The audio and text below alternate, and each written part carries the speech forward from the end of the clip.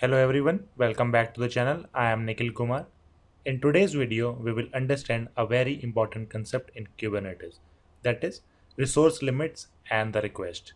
This concept helps us control how much CPU, memory or the GPU a container can use inside a pod. It's super useful when running multiple applications in the same cluster to avoid resources starvation. In the Kubernetes, resource request and the limits helps the scheduler and the kubelet manage your cluster's resources efficiently. Let's break this down visually using the diagram. You will see a node with the 4 pod inside it. On the left hand side, there is a pie chart representing the total node capacity. This gives us a reference for how much the node can handle in the totality. Now inside the node box, one pod is requesting 250 CPU, but its limit is 50 M. Another pod requests 250 M CPU and has a limit of 128 MI memory. This illustrates how multiple pods on the same node may request different types and the amount of resources like CPU and the memory. Kubernetes only uses the request values during the scheduling. If a pod exceeds its memory limit, it gets out of memory kill error.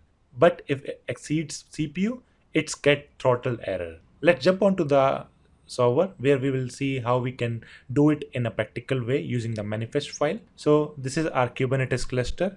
In my previous video, I have covered pod basics, replication controller, replica set, and the deployment. So I won't go deep dive into the manifest file creation again, but I will show you how we can use the same manifest file to introduce the request and limit section in the pod manifest file. So first of all, let me create one file, that is resource pod.yml.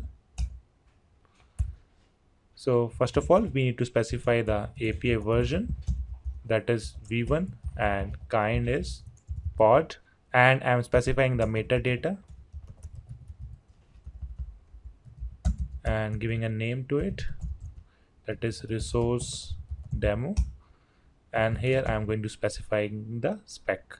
Now I'm going to create one container inside this, and the name is busybox, and I'm going to use an image, that is busybox, and inside that container I am going to run a command, that is sleep command, and I'm running a loop here, that is an infinite loop, and just print the running in this after every 5 seconds. Now I'm going to specify the request and limit for the resources. So for that we need to use a keyword called resources. Below that we need to specify the request section, like how many resources we are requesting here for this particular pod. So here I am going to specify the memory, and that is I'm requesting 64 MI, and CPU, and I'm requesting 250 M. Now we need to specify the limits as well, that how much capacity of memory or the CPU can be taken by this particular pod. For that I am specifying the limits. So for memory I am going to specify 128 MI, and for CPU I am going to specify 500 M.